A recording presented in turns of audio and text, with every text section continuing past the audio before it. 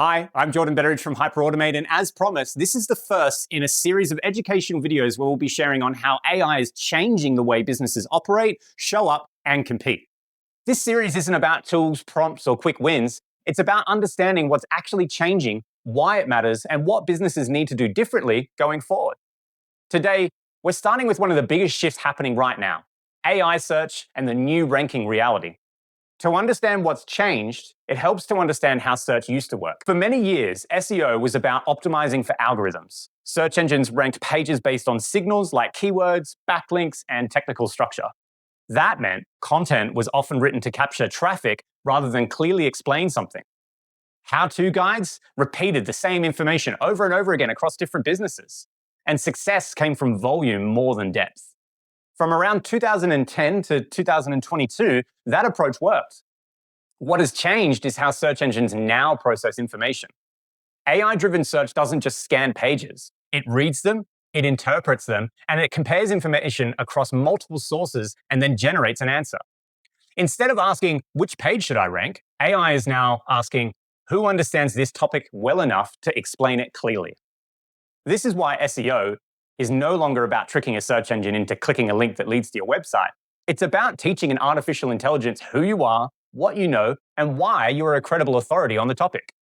This is what people mean when they talk about optimization for answers, not algorithms. AI systems look for what are called entities. That might be a business, a brand, or even an individual that shows consistent expertise in a specific area. They look for things like clear positioning, consistent language, demonstrated experience, and content that explains, not just repeats. Generic content doesn't stand out here in the new world of AI search. Rewritten advice does not stand out here either. What stands out is clarity. And this leads to another important change. Zero-click answers now matter. If your content clearly answers a question, the AI doesn't always need to send someone to 10 different links. It may use your content directly and reference you as the credible source. That means visibility today is less about traffic and more about being understood well enough to be cited. In practical terms, this changes how businesses should think about content and visibility. The goal is no longer just to rank. The goal is to be understood, trusted, and referenced. And that requires a different approach. Clear explanations on what you do, resources that show how you think, consistency across your website, content, and messaging. This shift is already happening. And over the course of this video, I'm going to break down what it means in practice, what it needs to be done differently, and why starting now matters more than most businesses actually realize. And that's the foundation. Everything else in this video builds on that change. So stick with me. Okay, so by now you'd probably understand that generic SEO strategies are dead. And here I hope to help you understand how the shift will impact you specifically in your vertical and what you've kind of got to do to survive. I'm going to start off with recruitment and staffing. I've been surrounded by the recruitment and staffing industry for about 15 years now. Collectively, between myself and my business partner, it's around about 35 years. So there's a lot of experience there from right before the great financial crisis. We went through COVID. We've seen it all.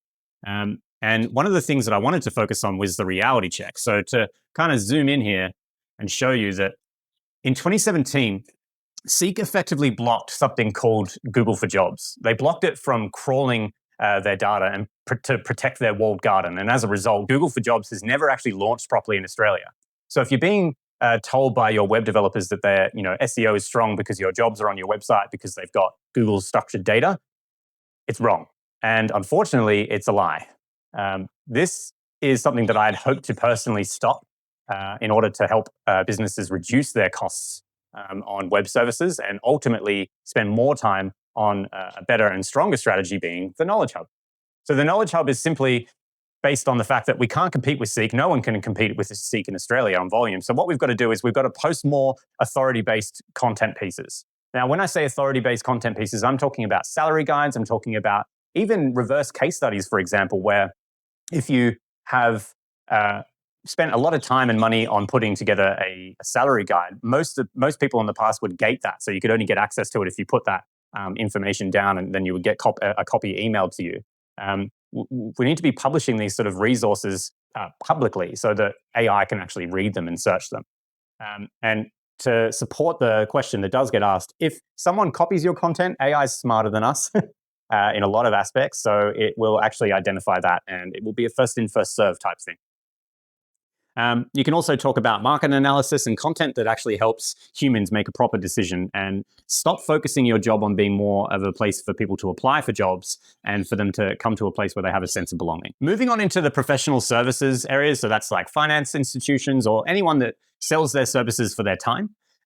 The old way, as we discussed just now in the recruitment model, the gated content model is, and I will claim this, and I know there's some people in my industry and my network that will be like, but Jordo, you loved gated content. I did. I think it was great. And it really, really worked because it gave us some more data for us to track. But the gated model is essentially forcing users to fill out a form, read a white paper.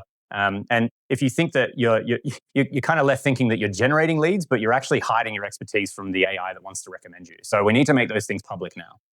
The new way would be based on open authority. So ungating your best content, structure your white pages as web pages or HTML so AI agents can actually read and understand them and cite them as a primary source of truth for complex things. So, but one thing I want to talk about here as well is that this, from a strategic pivot point of view, AI agents can't fill out forms. They can't, that's not necessarily accurate, but they won't fill out forms based on search. So if your expertise is behind a login or a download wall, the AI is never going to see you, and you basically will be considered something that doesn't exist.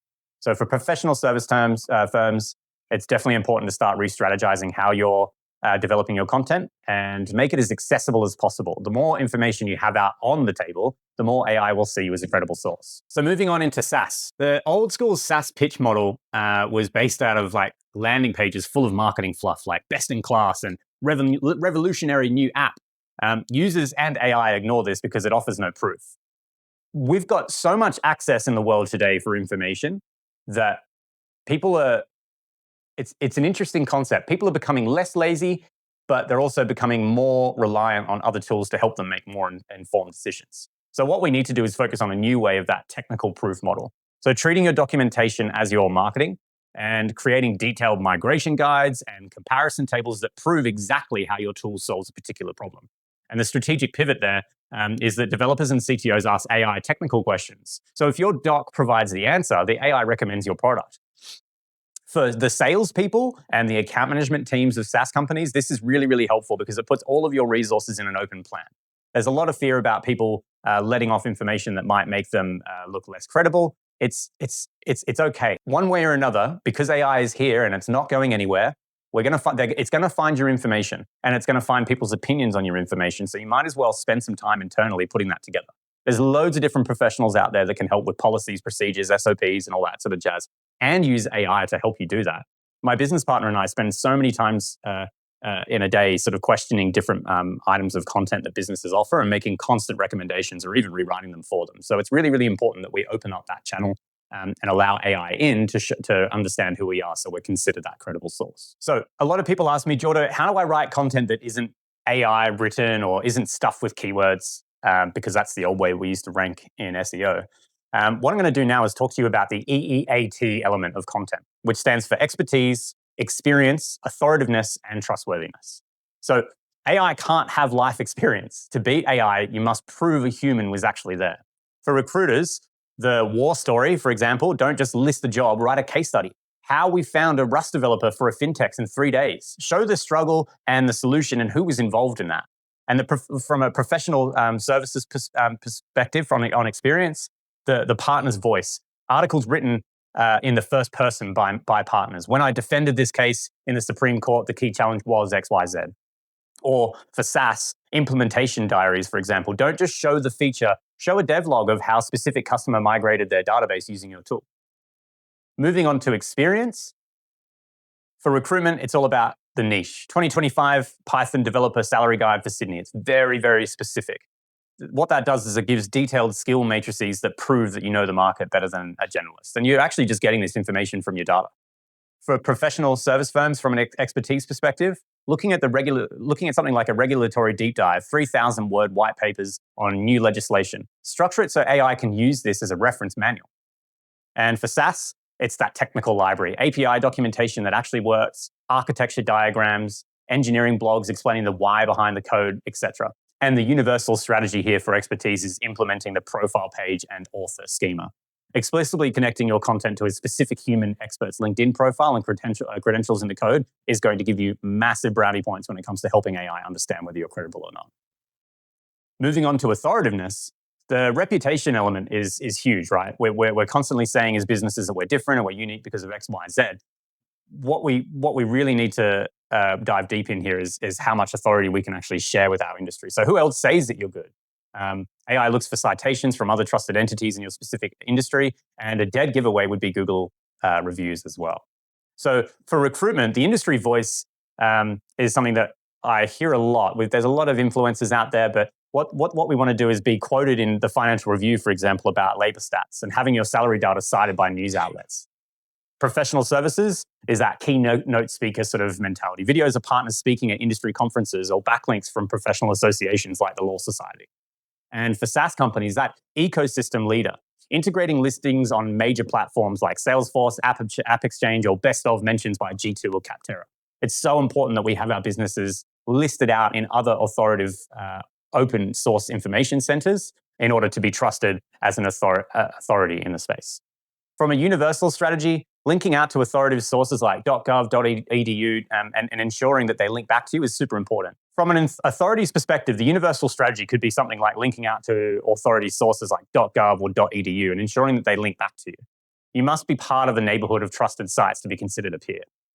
Moving on into trustworthiness, this is the baseline. If AI detects any risk, you are excluded from the answer. So transparency is absolutely key here. Recruitment, real people, no stock photos, real team bios with active LinkedIn links, physical office addresses, verified Google Maps, not a PO box. Professional services, clear accreditation numbers, CPA, bar association, visible in the footer, secure client portals, HTTPS, SSLs. I can't believe people are still charging website owners SSL certificates. It baffles me. And SaaS, let's talk about the reliable platform. So public status pages, showing uptime, SOC 2 compliance badges, transparent pricing, no hidden call for a quote on basic terms. Be open about your pricing, even if it's a range. I've actually spoken to several different CRM companies in the last 12 months talking about transparency and pricing. I'm just going to be out with it. If you're not showing pricing and your competitor is, AI is going to choose them.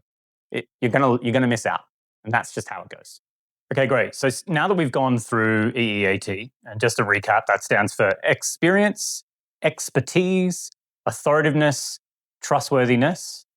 Let's talk about reputation, because reputation is far greater than keywords these days, because AI agents don't trust what you say about yourself on your own website anymore. They trust what others say about you on theirs. So some things for us to sort of hone in on here. Client sentiment is a big deal. Gone are the days that we're chasing hundreds and hundreds of Google reviews. We need to be putting more focus on case studies, on-site reviews that aren't embedded through Google reviews, or things like Recruiter Insider or different tools for recruiters out there or anything like that. We need to be putting in actual content within the actual site itself. They're still very relevant from a human perspective because it helps increase that sort of digital word of mouth function. But they're becoming more and more irrelevant because AI reads the text of reviews to find semantic patterns like responsive, they're an expert, expensive, wasn't communicating, was communicating, all that sort of stuff. So the client sentiment side of things is becoming more and more important these days, and you need to be putting it directly onto your website. Employee brand as well. So if you, this is one thing that I've been trying to help businesses understand is that if you're claiming to be a market leader, but your Glassdoor reviews say high turnover, or the CEOs are, for the sake of video, a butthole, AI spots that contradiction and lowers your trust score as well. So everywhere that your business is viewable online now matters more and more than it ever did before. And that niche validation side of things is really, really important because being a generalist famous isn't enough. You kind of need a validation from your specific industry tribe to prove topic authority. So keeping within your niche, if you've got, you specialize in finance and accounting, you need to get businesses that are talking about your finance and accounting, experience that you've shared with them. If you're in recruitment and you specialize in technology or UX or anything in a pillar perspective, it's time you now start building out pages and content that are relevant to that and only putting those relevant, sort of testimonials there. Back in the day when I was building websites from the beginning, it was just okay to have like a nice scrolling testimonial.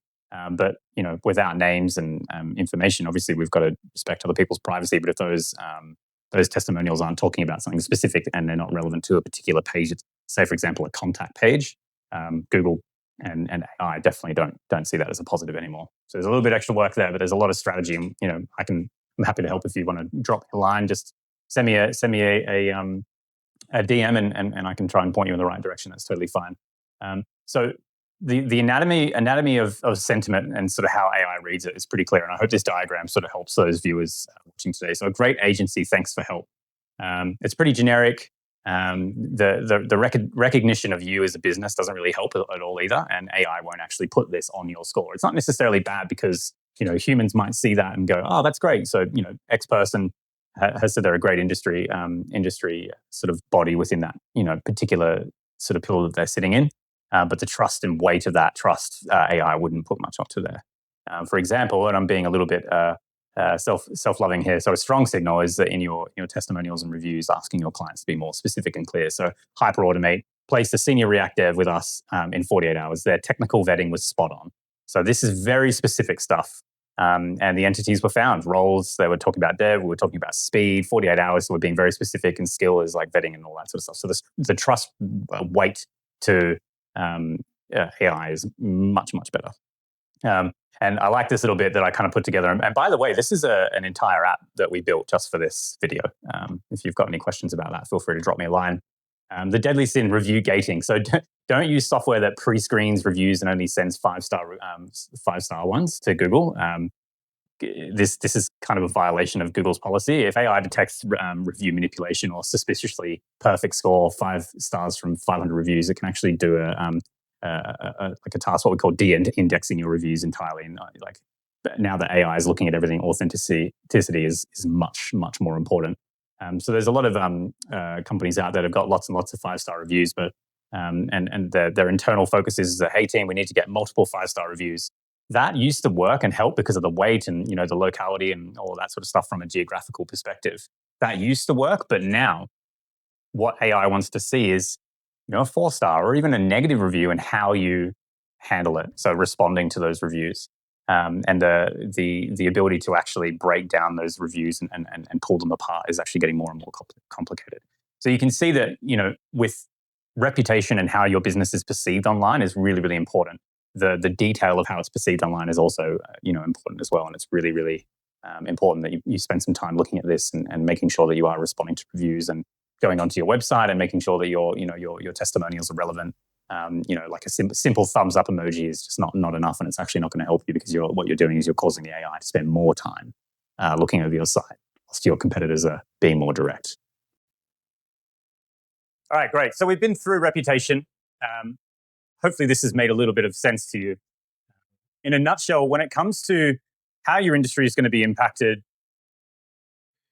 overall, the whole statement that we've been working with for years and years, that less is more, and that's what people engage with, is essentially out the door.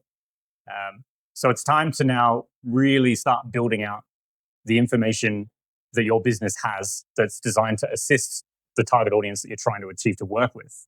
And put a little bit of extra effort in, because otherwise it only takes just one other team in a different competitive market or a different competitive company to spend an extra hour or two a day or week, depending on what their sort of availability is, to start adding a lot more public value to its audience. So we've looked at reputation. Let's jump over to the timeline here and just sort of recap. I liked this when I was building it, the SEO Event Horizon. I put this together because I actually watched the movie Event Horizon the other night. So we're currently in a transition zone. The strategies that worked in 2023 will actively harm you if you continue on that route from 2025. Now, what we're looking at here is we've started off from 2010 to 2022.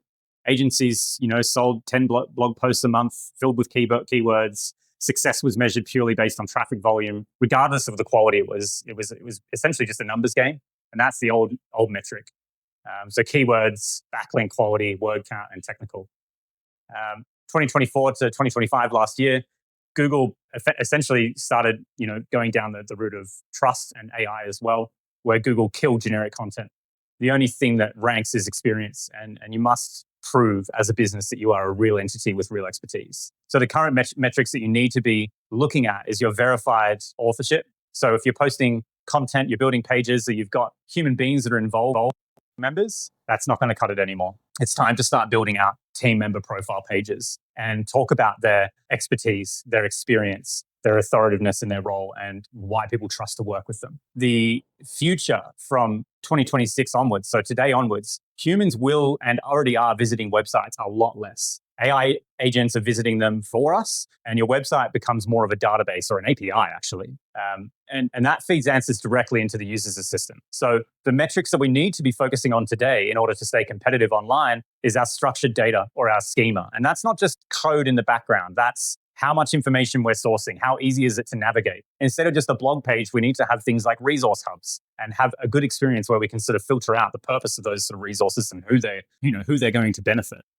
And the availability of your content as well. So we're going back to that point of having gated content. Although it does help in certain ways, if it's got information that might be, personal or information that can't necessarily be shared in the public domain, of course, still go ahead and gate that. But we need to be able to make sure that if we're putting up resources and guides to show our audience that our business is a credible source and we know what we're talking about, we're not just part of the conversation where we are the epicenter of this conversation, then we need to be putting it public. We need to be talking about our pricing more openly because decisions are being made for humans a lot quicker and a lot more frequently now that we're using AI models. So the accuracy score is really, really important. And the credibility and content weight side of things are the most important things today. So whatever you had, less is more, nice and clean, doesn't help anymore. Your homepage can be a nice, tidy interface, but those pages to go beyond, I've been saying this for years, they need to be filled with content that's valuable, that answers multiple different questions, that provides direct links to other resources that you offer that are relevant. So that's called internal linking for those who didn't understand. So from 2026 onwards, there's a new trend.